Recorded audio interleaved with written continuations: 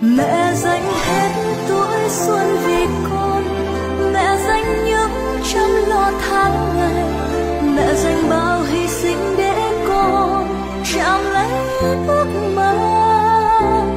Mẹ là ánh sáng của đời con, là vầng trăng khi con lặng lối, dẫu đi trọn cả một kiếp người cũng chẳng hết mấy lời mẹ ru.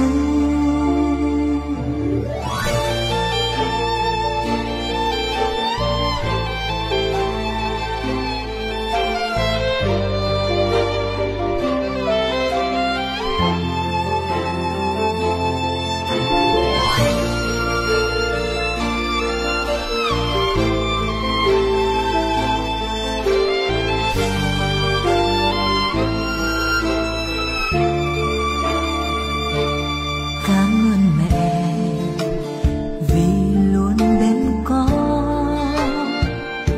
lúc đau buồn và khi sóng gió